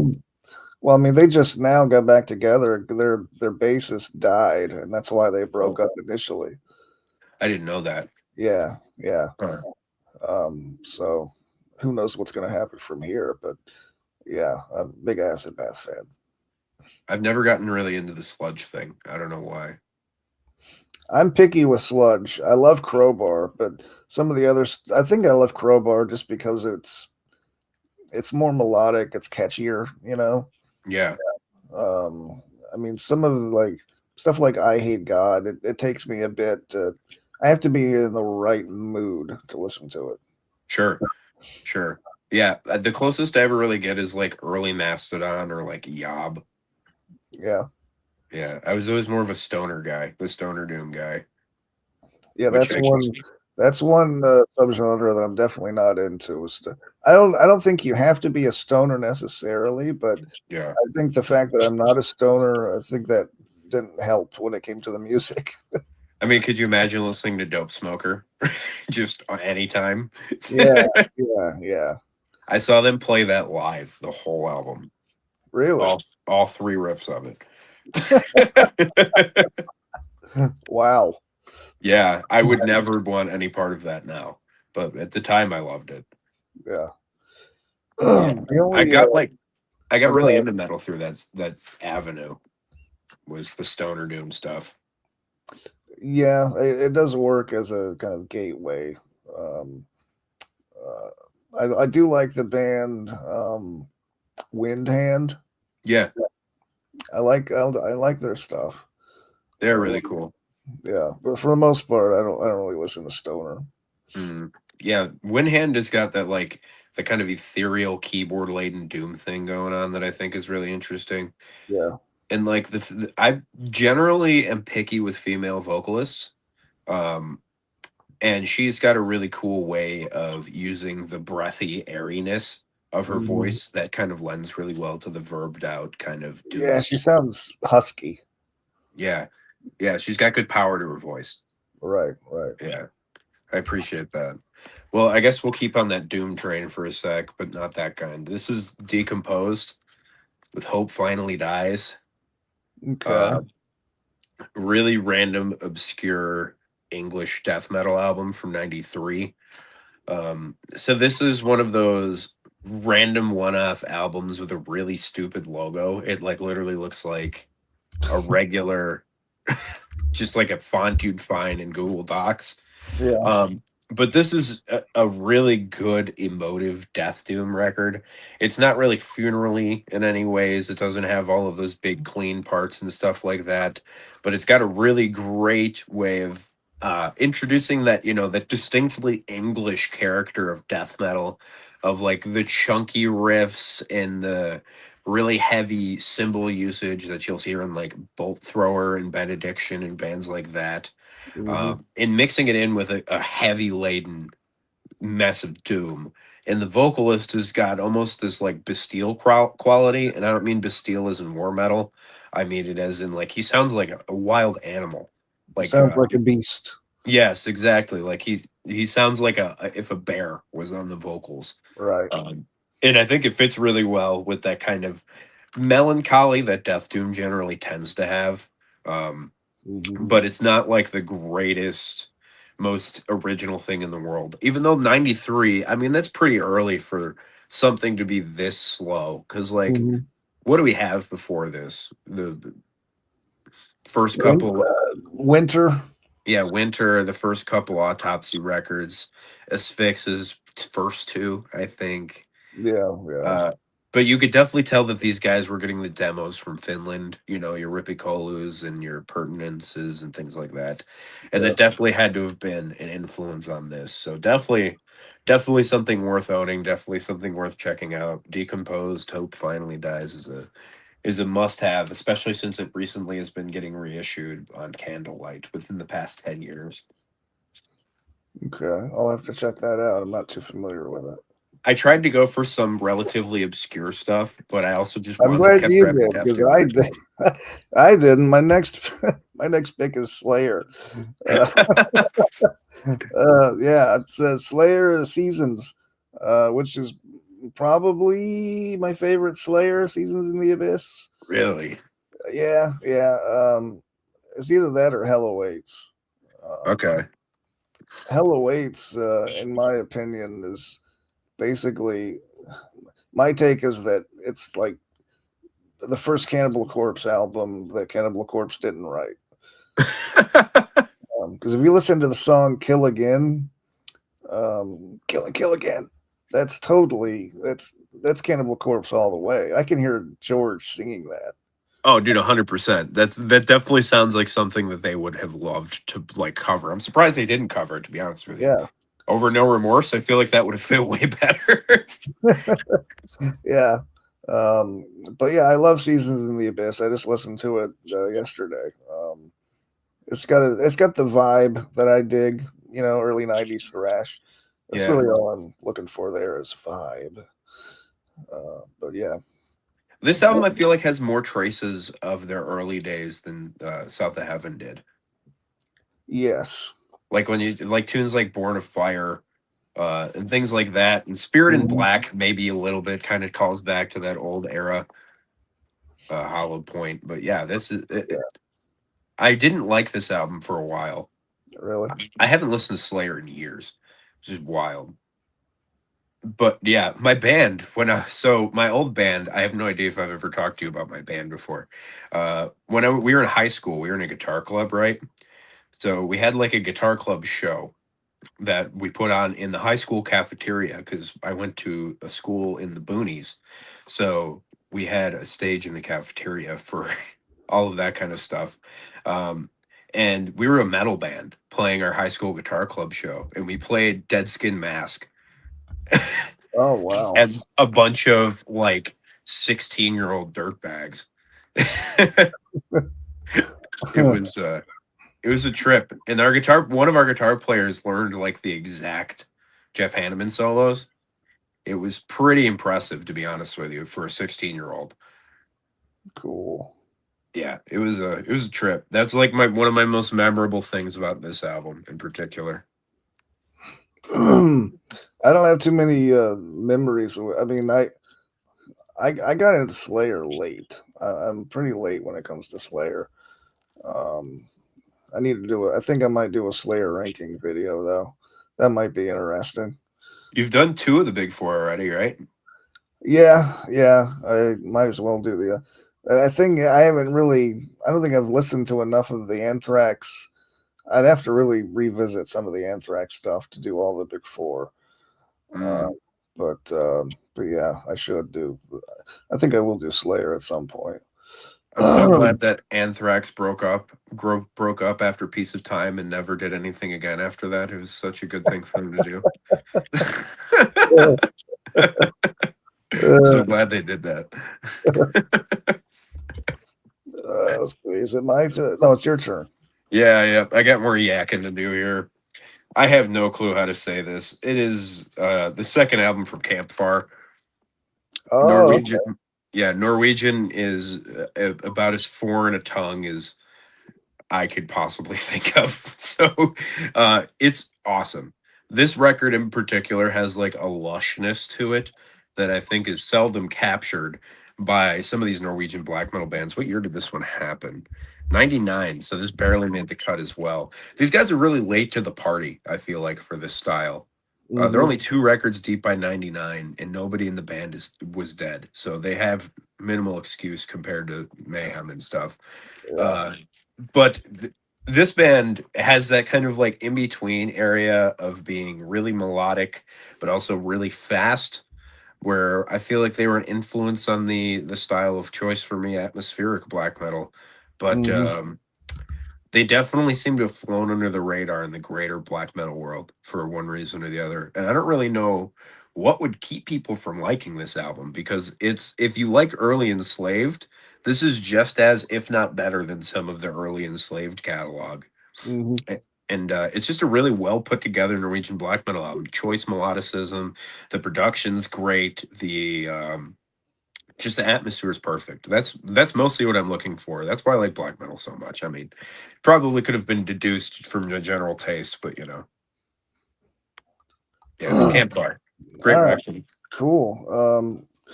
I know, obviously, I know of Campfire, but I haven't really listened to much of their stuff. Hmm.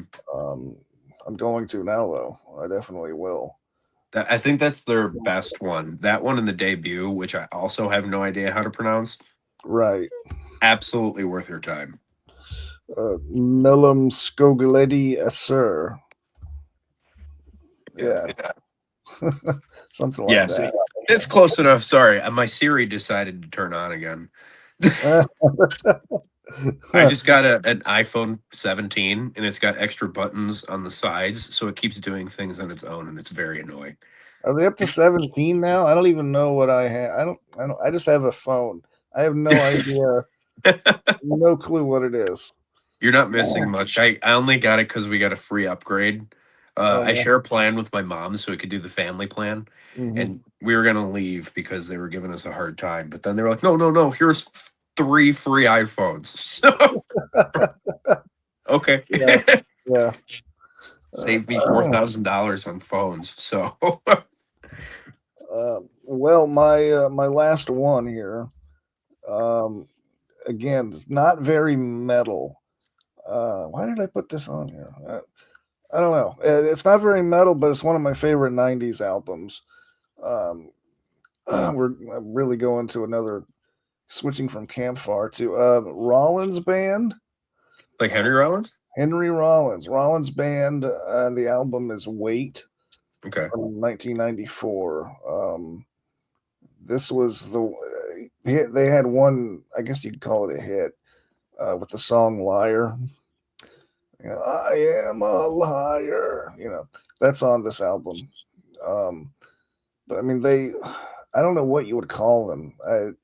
They started as an extension of punk, kind of, because you did the Black Flag stuff. Yeah. Um, I don't know what you would call it, though, honestly. It's kind of in that weird '90s bubble with bands like Helmet and Prong. I like a lot of those bands that don't really fit into any genre. Hmm.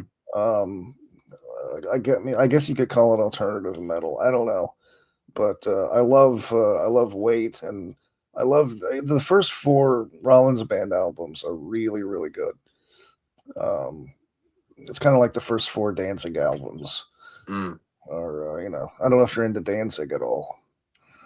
Yeah, the first four, maybe the first five, if I really want to get excited about it, were pretty formative records for me, especially the first three of them. So Mhm. I didn't know Rollins made anything that sounded like Danzig. So that's interesting to me. Well, it doesn't sound like Danzig exactly. I mean, it's just they're both. uh, I don't know. They could both be played on an alternative rock station, but it was heavier than typical radio stuff. Sure. Um, but yeah, I love Rollins Band though. And I don't even really like that much of the stuff he did with Black Flag. Hmm.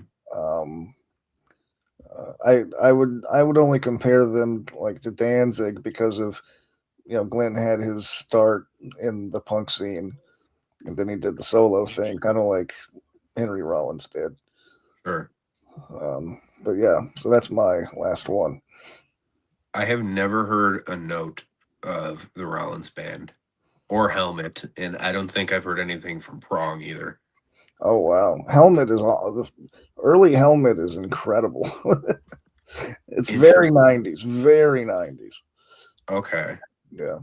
So, like you said, it's one of those kind of bands that's devoid of proper genre classification. Yeah, Helmet is. I don't know what they are. They just play heavy music. Yeah, they do whatever Um, they want. yeah, I mean, some of it borders on hard rock, but like the first two or three Helmet albums are essential '90s. I mean, very groove laden. So if you're into that kind of thing, I don't know, but I it's have not no groove idea. metal. It's not groove metal in the same way that Machine Head is groove metal. It's not that kind of groove metal. Okay, Um, interesting. but What yeah, isn't Prong like kind of thrashy? I think I might have listened to a song or two from Prong. after like Reap or an episode of Hellcast where Reaper was talking about prong. Prong is almost industrial metal, but I mean they kind of have kind of a dance quality to it. Like Dance. yeah, like their big single from '94, same year as Wait, "Snap Your Finger, Snap Your Neck" by Prong. That was something they actually played on MTV back That's in the day. hilarious. Yeah, and it's got like a disco beat, you know, like like that. Yeah. But I mean, it's heavy. It's cool. It's a cool song. Um, but yeah, um, I don't know what I would actually call them though. Okay. Huh. Maybe I'll try it someday. Maybe if I'm like in the mood for the Bee Gees, but I'm indecisive. Yeah, it doesn't sound like disco. I'm just like the beat is similar, but that Okay, yeah, I get what you yeah, mean. just that one song. Yeah. Yeah, I definitely feel like I need to try this out because I'm so unaware of like the '90s style, the groovy stuff, and all that. Um, Mhm, I don't know. I was like one of those kids that was really into thrash in high school, mhm. so I immediately developed a disdain for many '90s rockish bands. Oh, okay. uh, um, which is just a strange thing. It's a mental hang up I have, I think, more than anything. That and I want to, I really want to smack Eddie Vedder in the face every time he opens his mouth. But Yeah, yeah. See, I'm a grunge kid. are I'm you? oh, totally. I'm totally a grunge kid. Um, I I'll show later on. You're friends with me on Facebook now.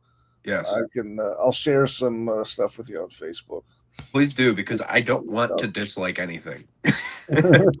Well, it's okay if you do. You might hate Helmet. I don't know. If I do, I do, but I got to give it a sample first, right? Right, right. Yeah. So we must have gone out of order at some point because I still have two left. Oh, okay. So I'll just yammer on for a minute or two. All right, go Uh, ahead. One of these is well known. One of these is a little more obscure. I'll show the obscure one first, just because I'm a Wisconsin boy. So this is one of the greatest albums in Wisconsin's history. It's actually a comp of two albums. It's the band Dusk from Green Bay, Wisconsin. Hmm. Uh, this is their first EP and their first full length, Majestic Thou in Ruin, from 1995. Um, I've heard of the album title. I know that album. it is so amazing. Like, I am so incredibly impressed with this band that I wish that they stayed around for years and years and put out many records. Um, they are like recently reformed. They put out an album in 2023. It's pretty good. I've only sampled it, but worth your time. This band is the one of the best American death doom groups ever. Hmm. And that Majestic Thou and Ruin record, it fits well into the kind of Peaceville 3 side of things, but there's really Yeah. not much gothy element. But it has that kind of clean classical style to it. The vocals are super guttural. Like, if you put this guy on an Internal Bleeding record, you might believe it. It's like insane to mix with that kind of really slow and melodic death doom. It's really emotive. I prefer the full length compared to the EP. But the last song Mhm. on there, which is The Transfiguration and It Was So, Mhm. is absolutely stellar. Essential listening for anybody who likes death metal. This band's also at Milwaukee Metal Fest, and I might just be going for this band and Agalloch. So, Mhm.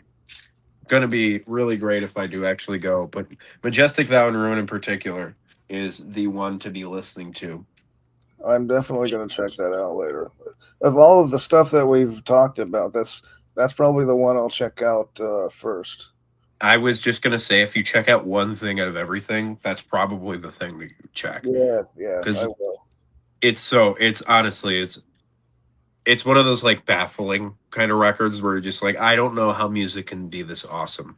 Right, right, right. um, and I got one more, which we Yeah. mentioned them earlier. Oh, okay, yeah. Yeah, Nathan's Madrigal by Ulver. My third favorite Ulver record, but it's really, really great. It's actually the first Ulver I ever heard. Um, and I used to have one of those crappy like 3-in-1 players, where it's a record player, a tape player, and a CD player.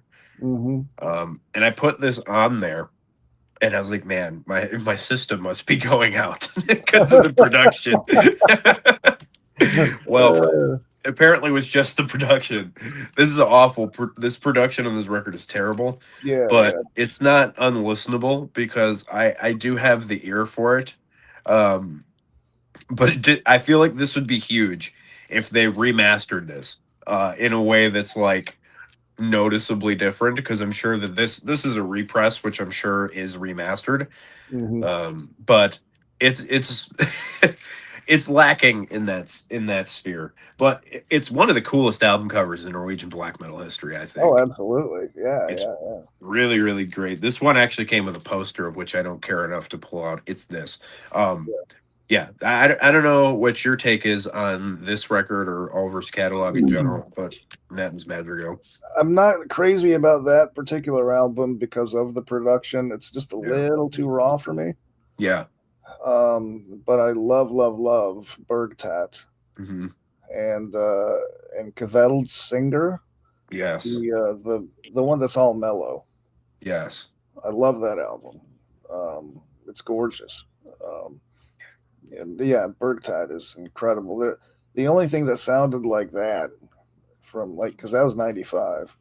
The only thing that sounded anything close to that at the time was Opeth, Yeah. and obviously, I love Opeth. What year did Bergtot come out? Bergtot was '95, pretty sure. I believe So it okay. about a year. Yeah, let me look it up to be sure. Because I think that, let me see. Bergtat, yeah, '95. Then Kveld's Singer came out in '96. Then, yeah, then yours, or the one you just showed, was '97. 97, yes. And I'm also so glad that they broke up and never did anything else after that. It's a little patchy from there on. Yeah, like the kind of shirt you need to throw in the garbage because it's all worn out and useless. They're still releasing stuff. They released something. Apparently, they released something this year. I mean, I made a post about it on Instagram. I like screenshotted the announcement, and I put it on my Instagram. I was like, "Is anybody actually tuning in for this? yeah, Like, what are you guys even doing anymore?" It's yeah. it's so bad. Have you heard any of the newest Oliver stuff, like the most recent bits? No, I kind of like. Let me go back to the Metal Archives page to help me out here. I do kind of like Shadows of the Sun. I think that was the last one that I'm familiar with. That was Shadow. 2007. Okay, it's a cool album cover. It's pretty good. I mean, it's really, really mellow. It's not metal at all. No, they haven't put out anything metal since No. that last one. And Blood Inside is pretty good. The one before that, that's pretty good. But those are the last ones that I've heard. See, I like really don't like anything that sounds like that. Hmm. The like weird, dreamy. What do you even call Yeah, it? What is it? I don't know. There's a trip hop influence. I know that. I don't Uh, even know what that is. yeah, it's weird. I don't know what they would. I don't know what Over calls it. I don't know what they consider it to be. So I don't know. Yeah, I have no clue. I don't really like much electronic music at all, so maybe that's my issue with it. I'm not really into electronic stuff either, except for like I listen to industrial rock stuff from the '90s because that's when I grew up, and Sure. Um, but yeah, aside from Marilyn Manson, I don't know. I don't know what your thoughts on Manson are, but I avoid industrial like the plague usually, Right, right. so I have no thoughts really. Yeah. I've heard like the beautiful people, and that's like about it. Yeah. The closest I ever come to anything like that is I have a heavy amount of nostalgia for Rob Zombie and White Zombie, Okay. which Right. I feel like is maybe like a cousin in a certain way of that style. So that's Yeah. the closest I Absolutely. ever really come to industrial. Yeah. White Zombie. I love White Zombie. Um, Yeah. those two albums are just classics. I could have put them on the list easily. I kind of honestly, I just forgot they existed, but Yeah. Astro Creeps 2000 is like a super big album for me as a child. Oh yeah. Yeah. Absolutely. Yeah. I love both that one and Los Exorcisto. Yeah. um, That was pretty one of a kind for their era. yeah, they were like the coolest band. For Rob had to ruin everything. God, he I, was the. I don't know if you ever watched any of their live stuff from that era, from like 95, 94. He was like the worst live. The band was killing it. They would be destroying, and yeah. then he would be running around the stage out of breath.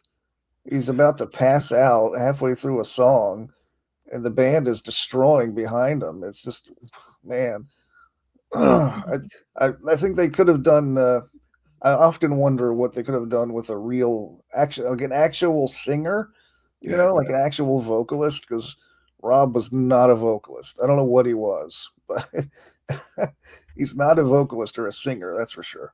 No, not really. He's got a weird thing going on. Yeah, yeah, that's one way to put it. Yeah, I don't know. I think that's part of what's so enamoring about that band is his kind of weird vocal performance, if you want to call it that, whatever. Hmm. His art rock thing that he does. Right, right. Wild. Dude, I've got to go. I'm getting text messages from my mom. You're all good. No problem. Well, do you want to do a shout out of your stuff one more time for everybody? Yeah, the Dom Cocaro on YouTube. It's DOMCOCCARO and Random He's in the Reviews description. Incorporated. Yeah, yeah. My website is Random Reviews Incorporated, rrincorporated.blogspot.com. And yeah, that's all that stuff. Love it. Well, dude, thanks for hanging out tonight. It was a trip. I've been thoroughly excited for this. So good chat. Yeah, yeah, yeah. I'm gonna have you on again. I'll have you on again in the new year because I need to spend the money on Zoom to actually get because it cuts off after 40 minutes. Yeah. Well, it literally cut out like right on our first video. I said it's gonna cut me off like in the middle of a sentence if I Yeah. don't have it right, and then it literally turned off right there. It was kind of funny. It Oh, was, that's yeah. Uh, but anyway, yeah, I'm gonna have you on again, and we'll talk about we'll think of some other interesting topics. yeah, we'll yak it up on something. Yeah, yeah. All right. Well, I'll appreciate you, dude. Thanks everybody in the chat. I'll catch y'all later. Keep it greasy. Right on. Later.